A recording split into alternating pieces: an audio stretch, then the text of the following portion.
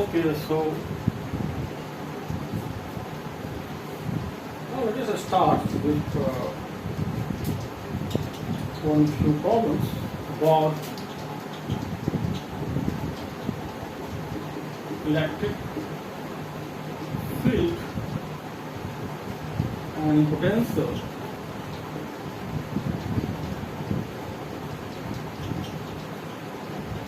due to induced charge.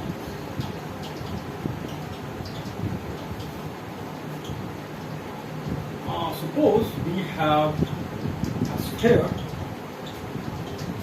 and a plus q charge placed, say, at a distance r, and of course it will induce a negative charge over this region and a positive charge over this region.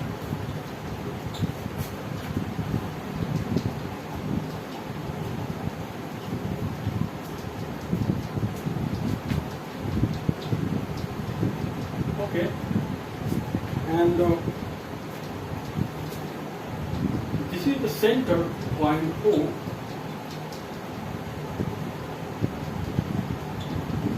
and say this is the point P. So I am interested here to find the potential at point P.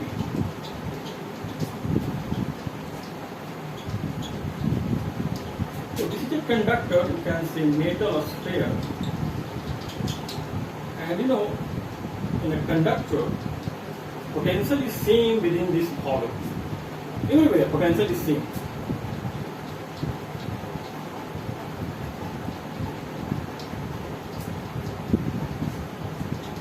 Now you can write potential at point O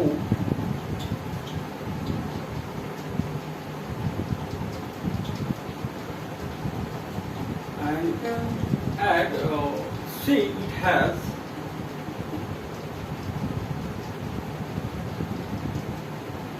also charge Q. इसके पास charge Q पहले से था और हम लोग यहाँ पे charge है, पॉइंट चार्ज को यहाँ प्लेस करते हैं, तो ये इस तरह से चार्ज जो इंड्यूस चार्ज है डिस्ट्रीब्यूट हो जाएगा। तो हम लोग पोटेंशियल लिखना चाहेंगे at point O, then we have three charges actually, Q and this small q and induced charges और पोटेंशियल इन तीनों चार्ज के कारण O पे होगा। हम लोग लिख सकते हैं इसका पोटेंशियल एट पॉइंट O, ये जो यहाँ का डिस्टेंस Q है तो Q by 4 pi epsilon not R, ये Q जो चार्ज है जो दिया हुआ है इस पे, ये सरफेस पे है, इसी कारण से हो जाएगा Q by 4 pi epsilon not R, और जो इंड्यूस्ड चार्ज है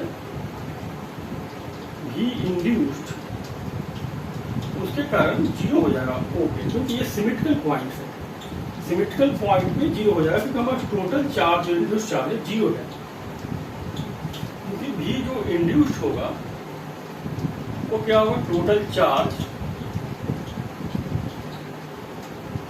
by 4 pi epsilon not R, क्योंकि R सेम डिस्टेंस पे, ये पॉइंट जो है सिमेट्रिकल है, हर चार्ज इसका डिस्टेंस सेम है, इस चीज हम यहाँ पे चार्ज कंसीडर करते हैं, इसका भी डिस्टेंस R है, इसी पॉइंट पे कंसीडर कर लेते हैं, उससे यहाँ डिस्टेंस R है। बट यदि हम टोटल स्मॉल अमाउंट यदि हम dq चार्ज को लेकर यहाँ पे लिखते हैं और इसके कारण लिखते हैं तो सिमेट्री के कारण ये कैंसिल हो जाएगा और हमारा V जो इंड्यूस्ड है जीरो हो जाएगा। तो V O पे क्या हो गया हमारा Q, आप लिख सकते हैं Q by 4 pi epsilon not R plus Q by 4 pi epsilon not R, ठीक है। और इस डिस्टेंस को आप x मान लेते हैं,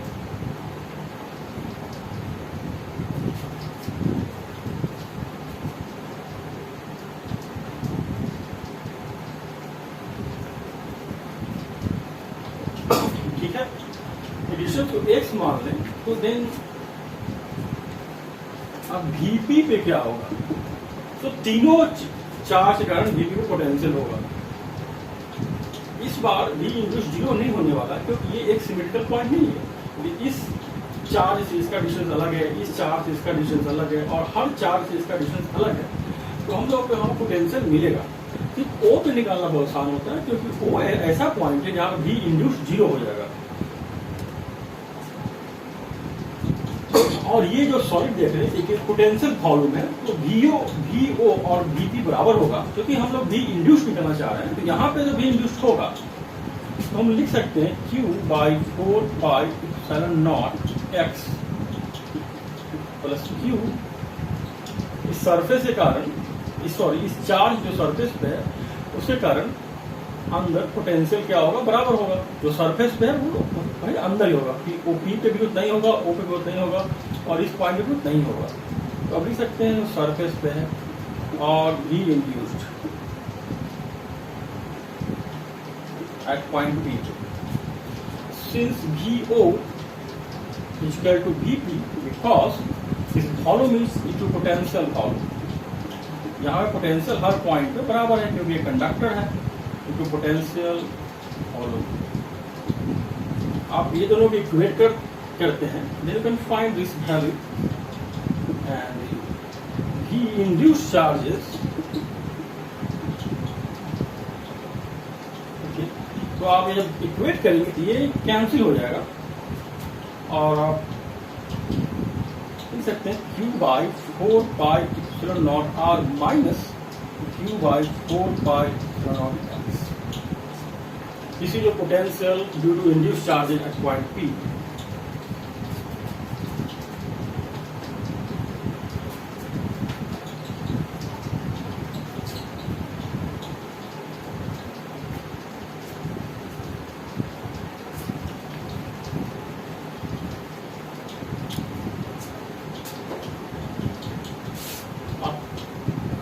Now you are able to find the potential due to induced charges, and a charge is placed outside is a sphere like this, and okay, now extend this concept and see this. I am going to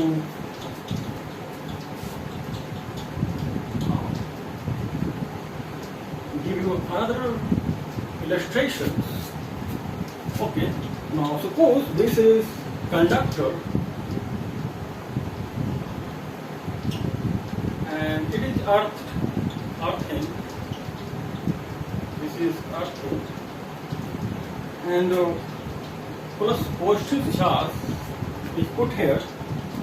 Say, and this is your center. Say distance x.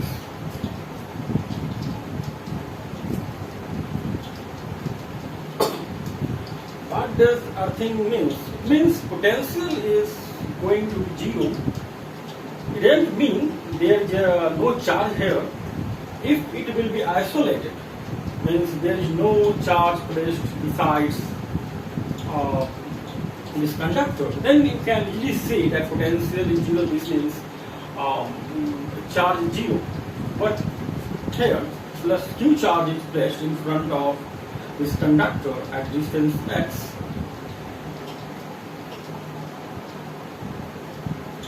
Then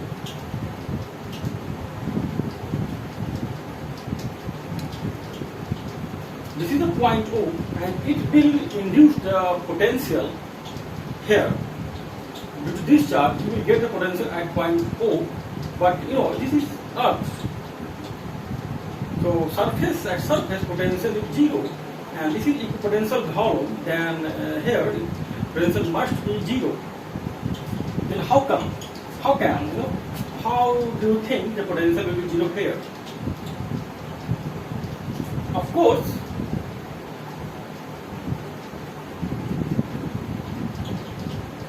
Earth will supply a certain amount of charge here. Earth will supply say QE charge to this sphere as to make the possibilities of potential here to be zero. Okay. then say it has the supplied charge QE, and this will be distributed uniformly over the surface. QE will distribute uniformly. This is the nature of conductor.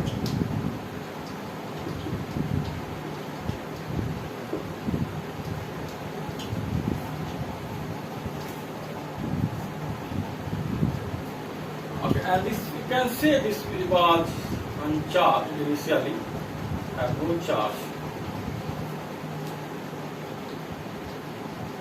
And this charge will also induce some charge here.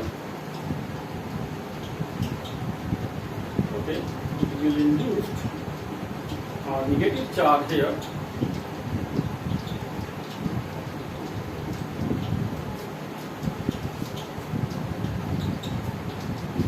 Then potential due to this will be kq by x, where k is 1 by 4 pi epsilon naught. You know this, due to these charges,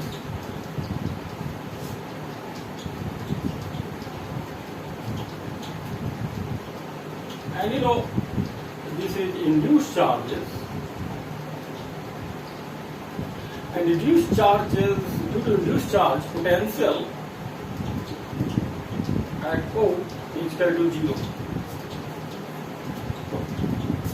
So I'm not taking any other point because I would like to eliminate the calculation of V induced, okay, potential due to reduced charges, because if you consider any charge beside this one, then you have to add an extra term V induced. Otherwise, you only 0 at O point because it is symmetry. Okay, so that's why I'm quite interested in finding the potential at point O.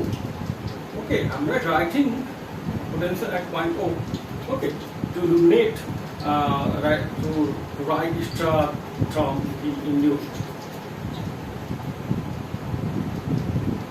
Now we have KQX plus Q induced K by R.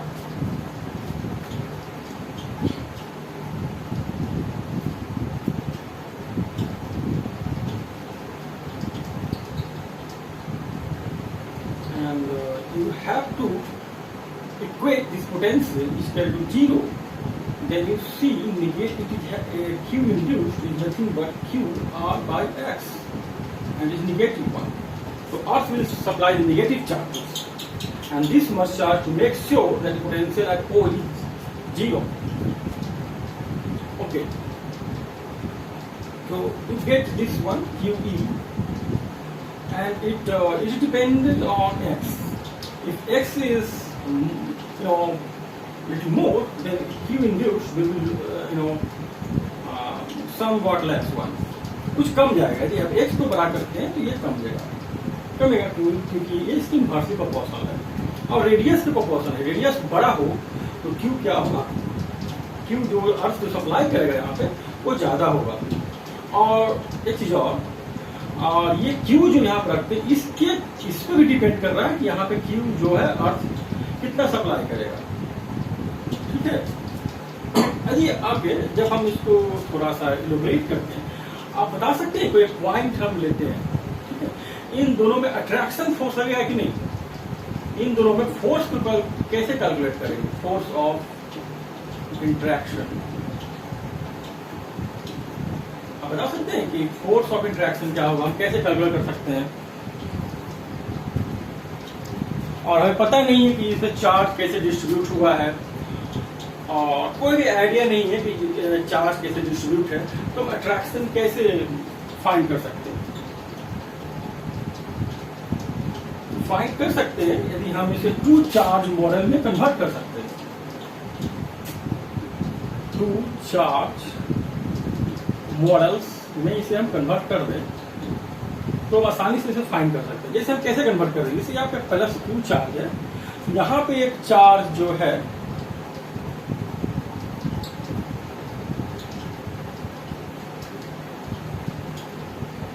ये देखिए, यहाँ से distance कितना हमारा x है और इसका radius r है, तो हमें इस पूरे स्फीयर के बदले एक चार्ज लेना है, वो है -q/x। और यहां से इसके जगह पे ये पॉइंट लेते हैं, ये पॉइंट कंसीडर करते हैं इधर,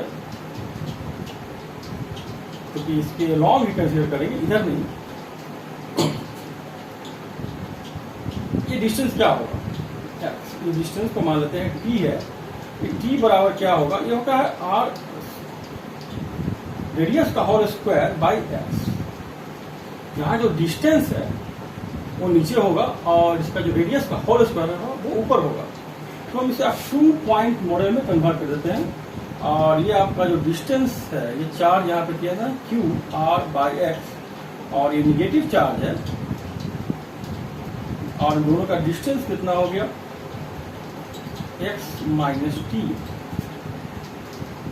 तो अब फोर्स अब 2 चार्ज है, इतना डिसिपेशन इस तरह, तो आपका फोर्स ऑफ अट्रैक्शन तो हो गया आपका q1 q2 q1 q/x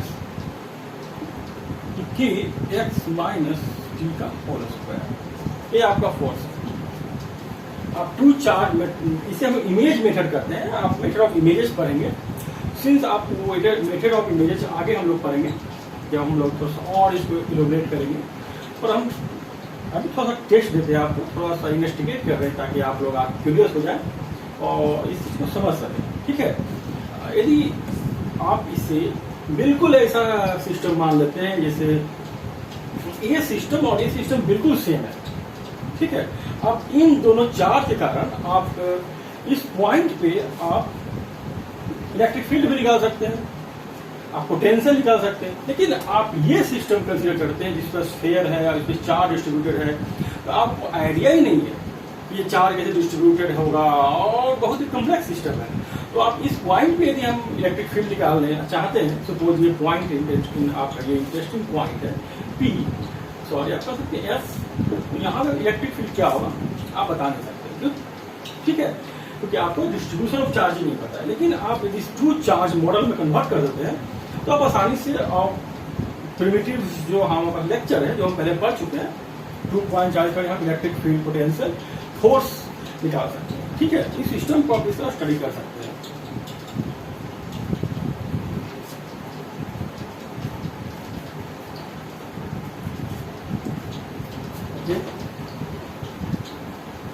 इसमें बहुत सारा प्रॉब्लम आएगा जब मेथड ऑफ इमेज पढ़ेंगे। धीरे धीरे वहां तक हम लोग पहुंच रहे हैं जहां पे हम लोग डेविड ग्रिफिथ को सॉल्व करेंगे और इसे आईटी के लिए भी आप समझ सकते हैं, यूडो में भी ऐसा प्रॉब्लम रहेगा आपको।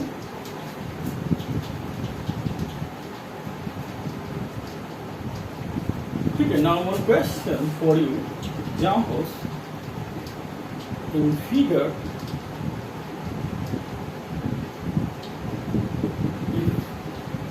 inner cell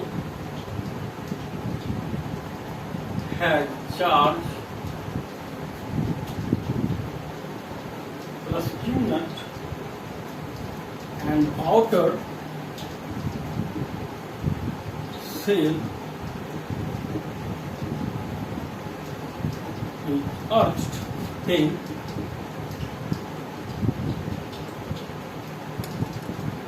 determine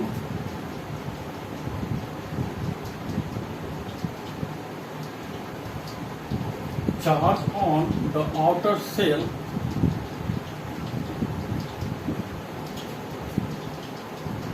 and B, find the potential on the inner cell. Find the potential on the inner cell. Okay. Now this is your figure. And this is R1 and this one is R2, and inner cell has given Q naught, outer cell is urged. You have charges on the outer cell. If suppose it is earthing, then you can equate V potential equal to 0 and say it has a charge cube, say this. Then you equate v is equal to 0. Then you have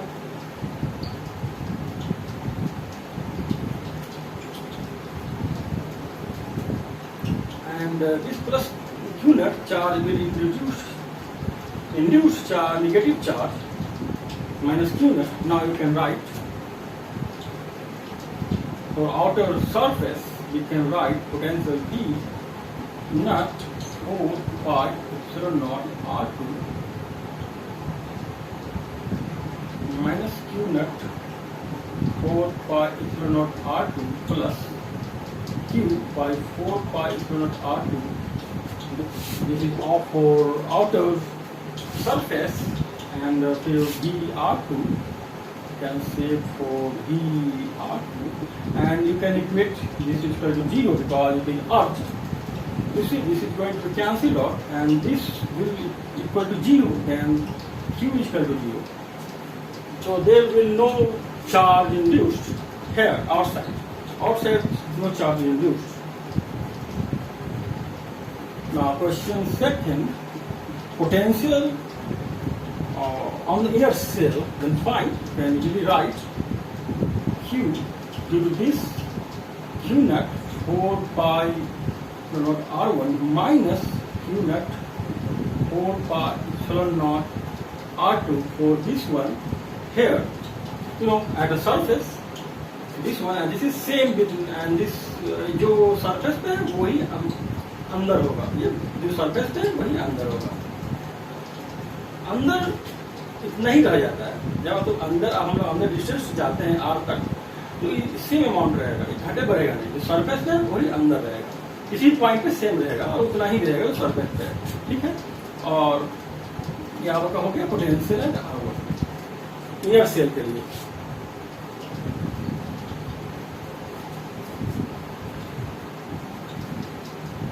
okay, अब इसे फिर से इसको modify करते हैं. एक और question देखते हैं. जब हम इनर सेल को अर्थ कर देंगे तो क्या होगा.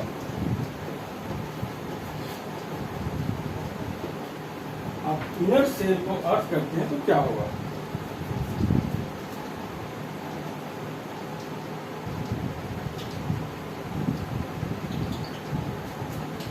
स्फेरिकल मेटल है, यानी कंडक्टर है. स्फेरिकल मेटल सेल है. ठीक है. एक छोटा अंदर कंसेंट्रिक है, और कंसेंट्रिक ये है. कंसेंट्रिक मतलब इसका रेडियस सेंटर सेम हो, एंड आउटर पे चार्ज क्यू दे देते हैं, और इनर पे कोई चार्ज नहीं है. इनर पे कोई चार्ज नहीं है, और हम इसे अर्थ कर देते हैं. Inner shell has no charge.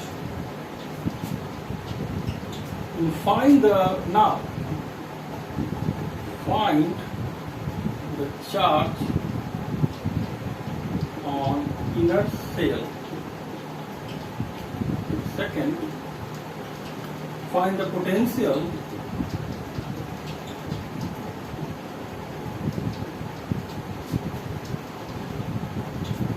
of outer sphere.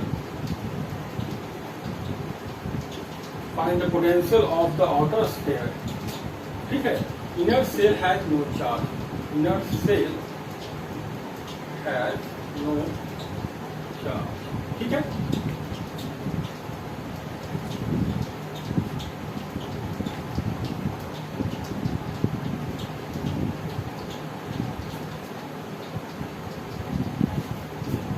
हम मान लेते हैं कि यहाँ पे ये सिस्टम में अर्थ की है, तो अर्थिंग में ऐसा नहीं है चार्ज यहाँ पे 0 हो जाता है. जब ये तभी होता है जब सिस्टम आइसोलेटेड हो. ये आइसोलेटेड सिस्टम नहीं है, तो हम मान सकते हैं कि यहाँ पे चार्ज Q होगा, और ये तो माइनस चार्ज यहाँ पे इंड्यूस कर देगा, और ये हो जाएगा Q प्लस Q.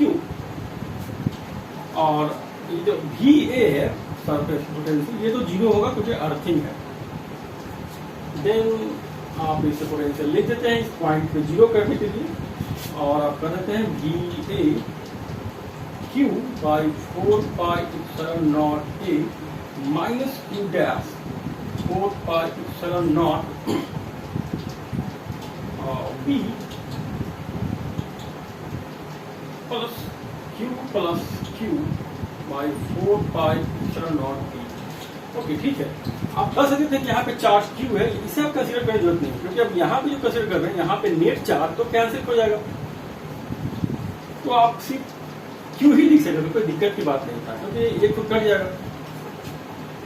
ठीक है, क्योंकि एक देखते हैं क्यू 4 पाई एप्सिलॉन बी जो प्लस है कट जाएगा, तो हमारे पास क्या बच गया, हमारे पास जो इक्वेशन है अभी वी के लिए, तो क्यू और ये तो कट जाएगा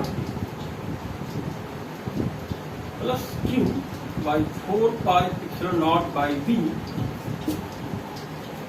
और इसे हम जीरो करना पड़ेगा क्योंकि ये अर्थिंग है। देन क्यू होगा वो निगेटिव चार्ज है, Q minus A by B. ठीक है, इतना चार्ज हमारा यहाँ पे होगा।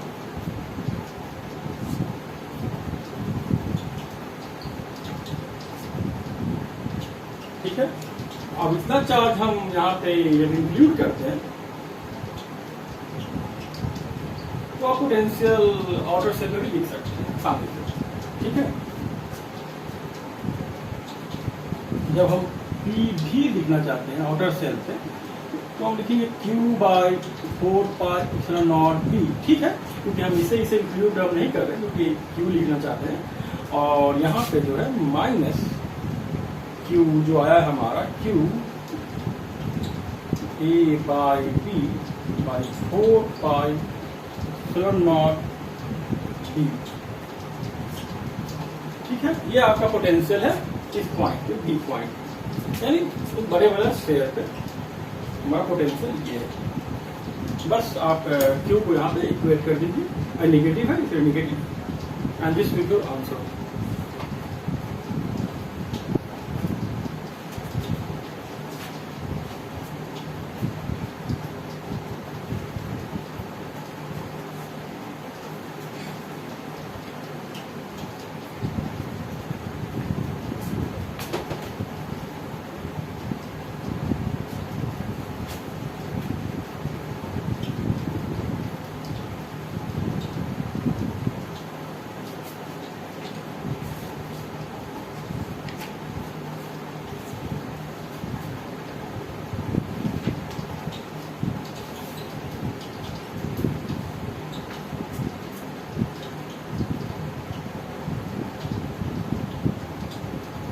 Now,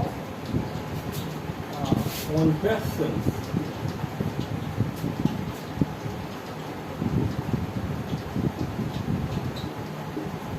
point charge Q इस तरह से ये है आपका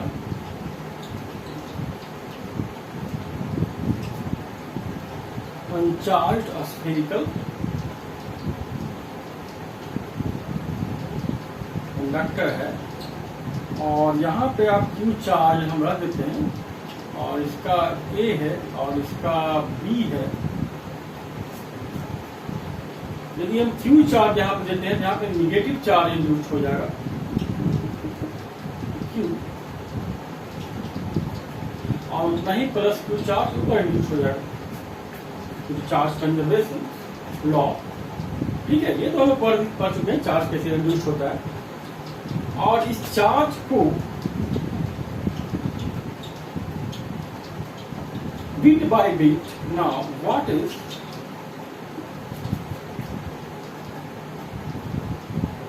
the work done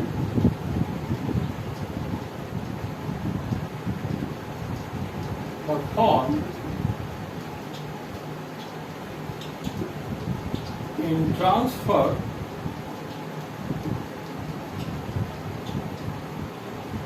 the charge Q bit by bit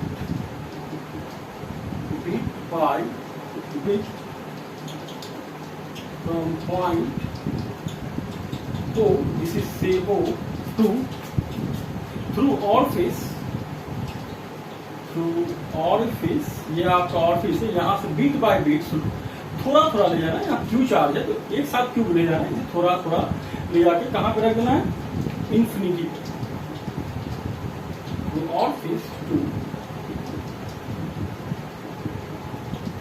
infinity, तो बर्गन क्या होगा? इन्फिनिटी पोटेंशियल क्या होगा? 0। यहाँ पोटेंशियल क्या है हम फाइंड कर सकते हैं, V at O पोटेंशियल क्या है।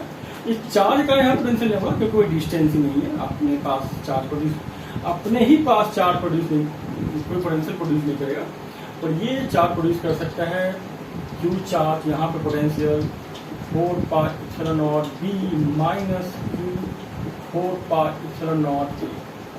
Now work done, we have dq is a small charge, हम ले आते हैं dq, थोड़ा थोड़ा करके ले जाएंगे, तो हमारा बर्गन कितना होगा dw, differential small work done, we have dq into this v and this is nothing but q 1/4πε0 b minus 1/4πε0 e। आप इसे इंटीग्रेट कर दें, you will get work done. कहाँ से कहाँ तक इंटीग्रेट होगा? 0 से Q तक, ठीक है। Then we have Q square 8 Q square by 8πε0 1/b minus 1/, this is your work done.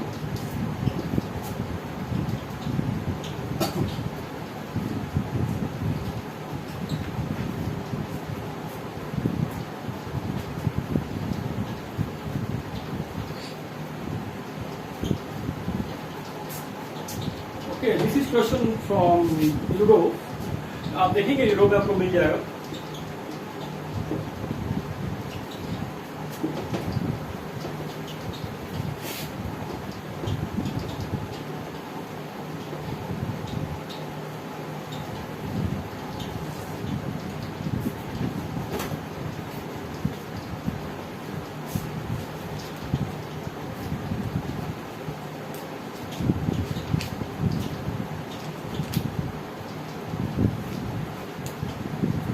Okay, let us solve some problems from Euro.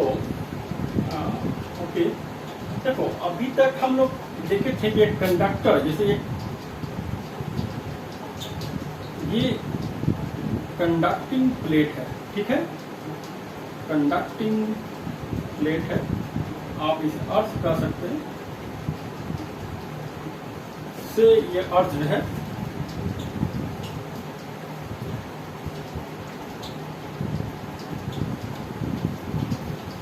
ठीक है।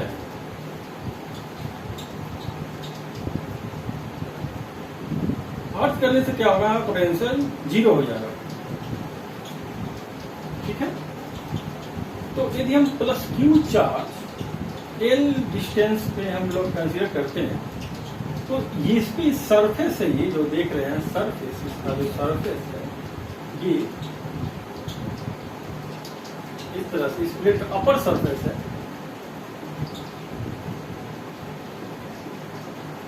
इसमें क्या होगा? चार्ज इंड्यूस्ड होगा,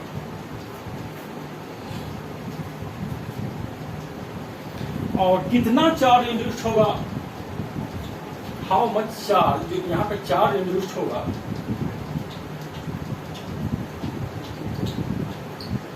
वो कितना होगा और कैसे होगा? How does it distribute, how does it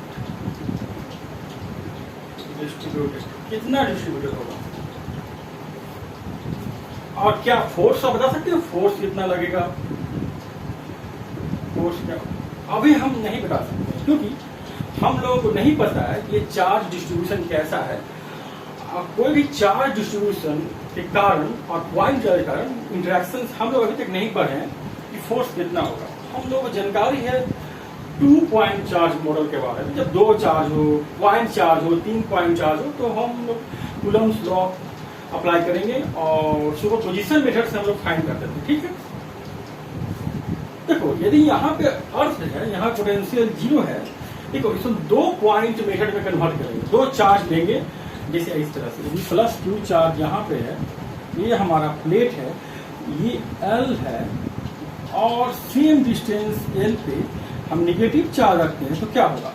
ये जो प्लेन है यहाँ पोटेंशियल हमारा 0 है, क्योंकि इसके कारण पोटेंशियल, इसके कारण पोटेंशियल निगेटिव है पॉजिटिव, यहाँ पे 0 हो जाएगा, दोनों ऐड करेंगे तो अब क्या है, अब हम लोग ऐसा कंसीडर करते हैं कि ये प्लेट और ये चार्ज की जैसा ही ये दोनों टू चार्ज मॉडल, ये मॉडल है दो चार्ज के साथ हम लोग जो स्टडी करेंगे, टू चार्ज मॉडल, ऐसा लग रहा है जैसे इसका हम इमेज लिए, मिरर इमेज, ऐसा क्या लग रहा है जैसे हम इसका मिरर इमेज लिए, और ये मिरर इमेज नहीं लिए क्योंकि इसलिए सेम डिस्टेंस पे लिए ताकि पोटेंशियल हमारे यहाँ पे 0 हो सके, अर्थ है, ठीक है। तो दोनों यहाँ पोटेंशियल हमारा 0 कर रहा है इस पे, तो हम लोग कह सकते हैं कि चलो ये -q और +q और ये सिस्टम दोनों इक्विवेलेंट है, ये सिस्टम दोनों इक्विवेलेंट है, ठीक है।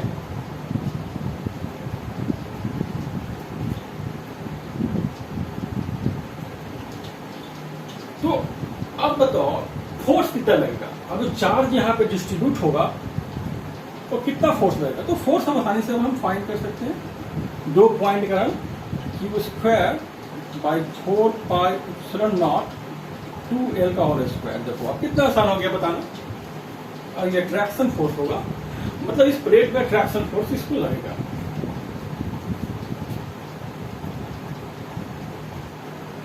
ठीक है।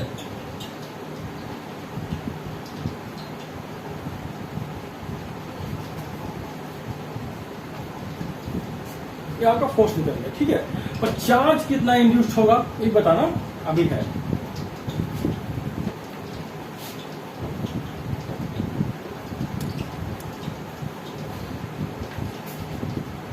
जैसे हम लोग ये कंसीडर कर रहे थे, यहाँ +q चार्ज है, ये आपका प्लेट था, और ये यहाँ पे -q चार्ज है, तो हम लोग जानना चाहते हैं कि यहाँ पे चार्ज डिस्ट्रीब्यूशन कितना है, ठीक है। इस पॉइंट पे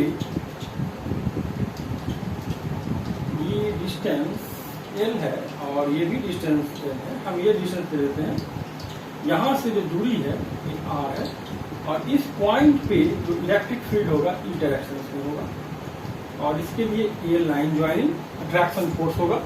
ये यदि थीटा है, इस प्लेन के परपेंडिकुलर, ये जो है परपेंडिकुलर टू प्लेन लाइन है, ये भी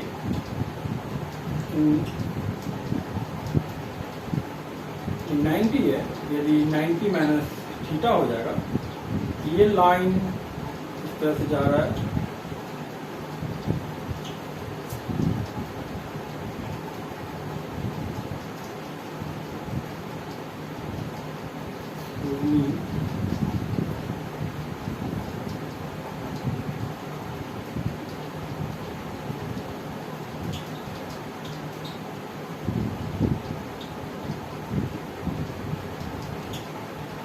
ठीक है। तो ये थीटा है,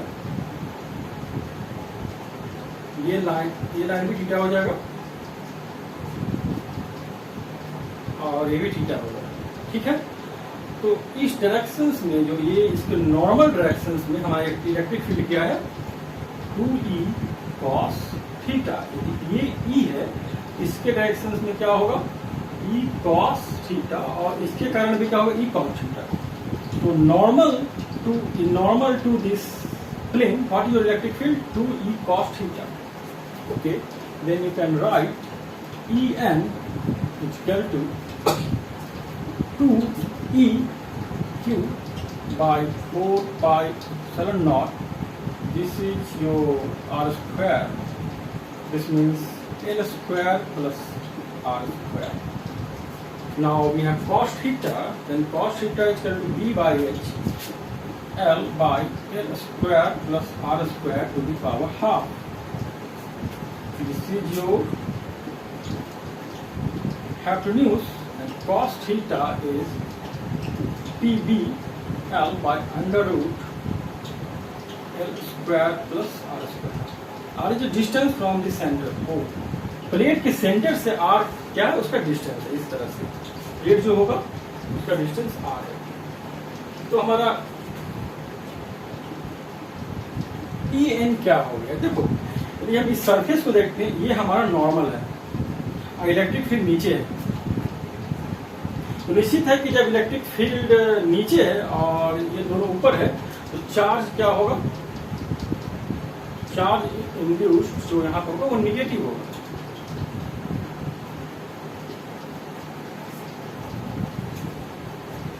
जब नॉर्मल डायरेक्शन और इलेक्ट्रिक फील्ड डायरेक्शन सेम होता तो चार्ज पॉजिटिव होता, तो क्यू चार्ज यहाँ पे निगेटिव चार्ज इंड्यूस्ड करेगा। ओके, निगेटिव चार्ज इंड्यूस्ड करेगा।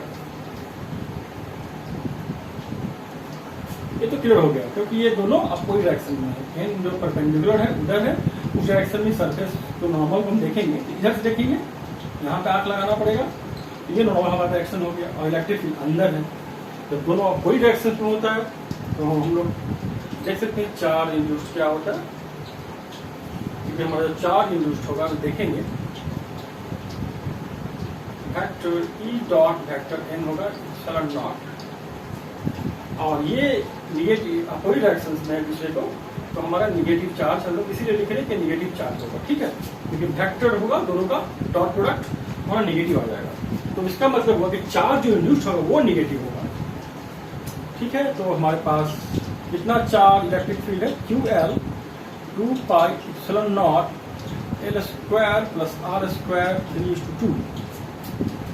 Charge induced is nothing but epsilon naught E normal, then we have QL 2 pi L square plus R square 3:2।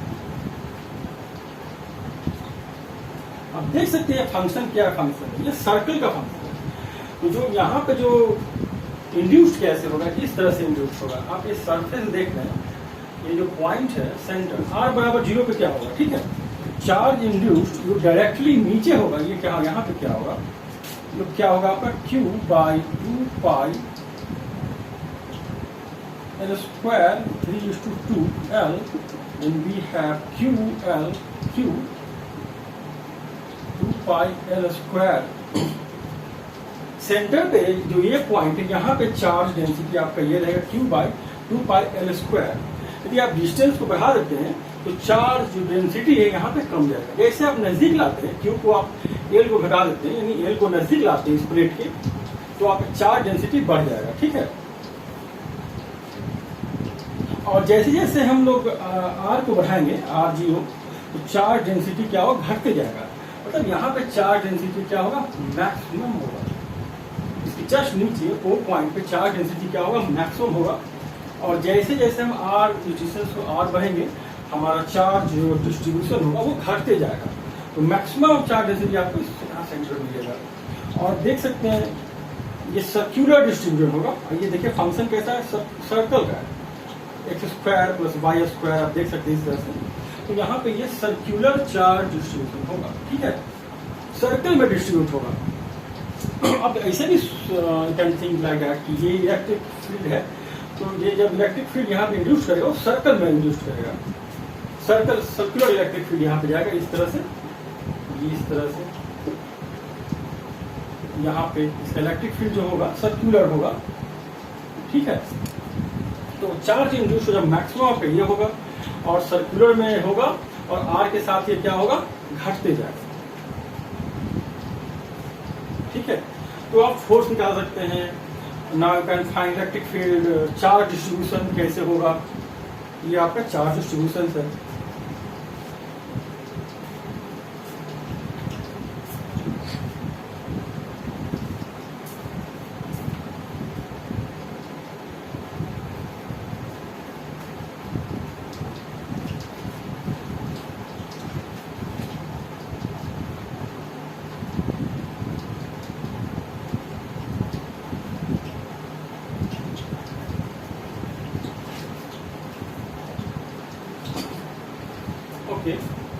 तो आप देख सकते हैं कि जब कंडक्टिंग प्लेट के सामने एक पॉइंट रखा हो तो क्या होगा।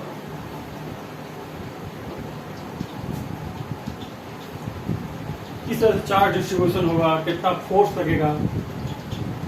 और इसी पे यूरोप में कुछ प्रॉब्लम्स है, आप देख सकते हैं। आप क्वेश्चन नंबर जो 54 है आप देख सकते हैं क्या क्वेश्चन है। Now C small ball is suspended small ball is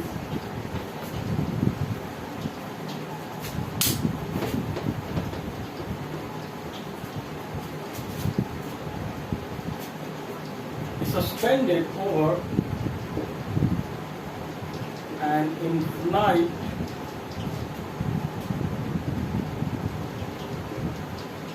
horizontal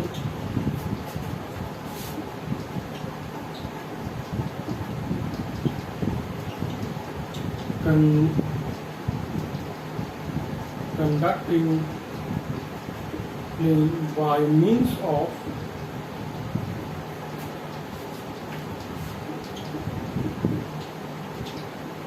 elastic thread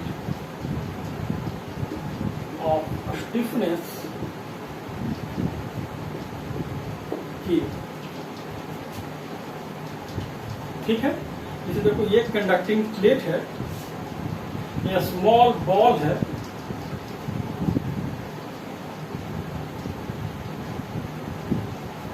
इसमें एक चार्ज Q दिया हुआ है और ये यहाँ देखें ये चार्ज Q है और ये इस तरह स्प्रिंग से लगा हुआ K है। जैसे ही चार्ज प्लेट के पास हम इसे रखते हैं इस तरह से, तो क्या होगा, इस पे एक निगेटिव चार्ज इंड्यूस होगा और ये अट्रैक्शन फोर्स लगाएगा और इसका जो X है नीचे चला आता है। ठीक है, क्वेश्चन में X डिसेंड हो जाता है, क्वेश्चन में दिया हुआ है नीचे चला आता है, तो चार्ज क्या होगा, इसको find the charge, find the charge, charge क्या होगा। ठीक है, हम लोग जानते हैं, अभी पढ़े हैं फोर्स क्या होगा। यदि ये डिस्टेंस कितना रखा हुआ है, हाँ ये डिस्टेंस L है। ठीक है, तो हमारा फोर्स क्या होगा, फिर से उसी तरह से अट्रैक्शन फोर्स Q4/ε0 2L का होल स्क्वायर, ये जो फोर्स होगा यह स्प्रिंग फोर्स को बैलेंस कर देगा। ठीक है, now you can find this your question, very easy now.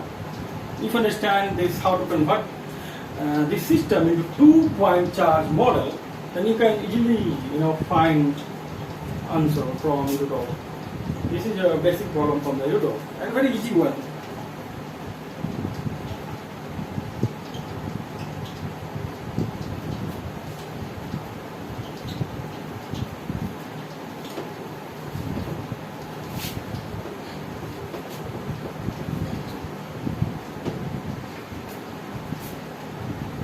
Now question number 55 is from Eurodov। देखो फिर से क्या है, एक इन्फिनाइट कंडक्टिंग प्लेट है, देखिए बहुत बड़ा कंडक्टिंग प्लेट है, ये इन्फिनाइट कंडक्टिंग प्लेट है। ठीक है, और Q चार्ज यहाँ पे है लोकेटेड है, ये डिस्टेंस L है। Then work done in slowly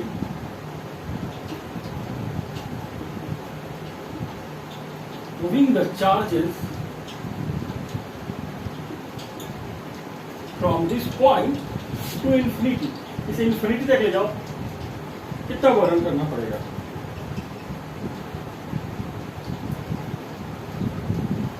moving the charge from this point P, from P to very far away, very far away।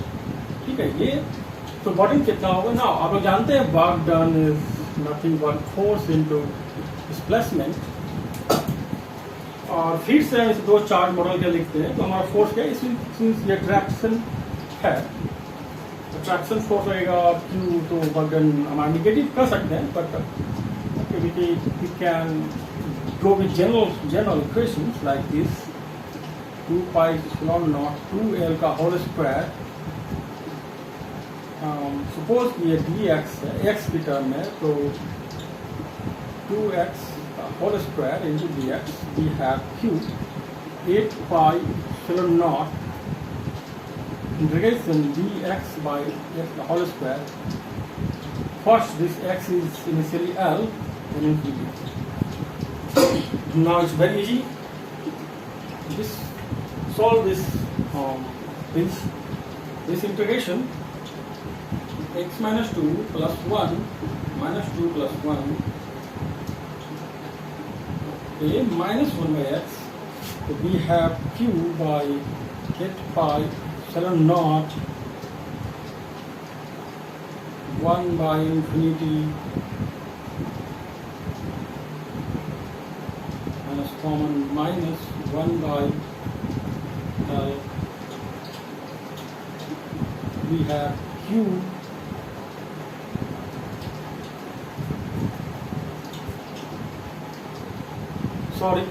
q square, of course,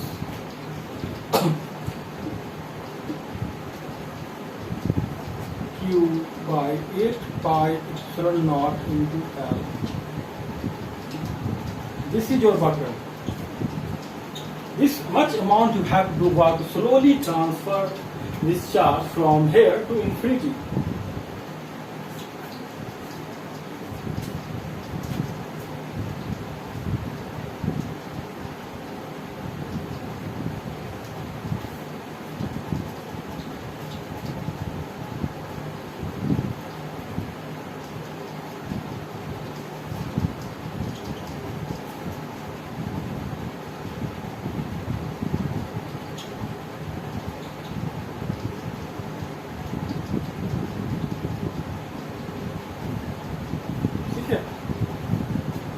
तो नेक्स्ट फिर से देखेंगे नेक्स्ट क्लासेस में, यहाँ पे हम रिंग रख सकते हैं, यहाँ पे हम डायपोल रख सकते हैं, ठीक है। इस पॉइंट चार्ज के अलावा हम क्या क्या रख सकते हैं, एक हम लोग डायपोल रख देंगे, ठीक है, रिंग रख देंगे और एक वायर रख देंगे। तो क्या होगा, तो चार्ज कैसे डिस्ट्रीब्यूट होगा नेक्स्ट क्लासेस में देखेंगे, ठीक है। फिर डायपोल रख देंगे, डायपोल फोर्स कैसे कितना लगेगा, फिर से हम उसी तरह से जब इमेज ले लेंगे, बस जो है उसको नीचे सेम डिस्टेंस पे इमेज ले लो, पॉजिटिव विथ नेगेटिव चार्ज ले लेना है और हमारा कंडक्टिंग प्लेट हट जाएगा। और फिर उसके अनुसार जो अभी किए उस तरह से हम फिर से रिपीट करेंगे नेक्स्ट क्लास में। Thank you.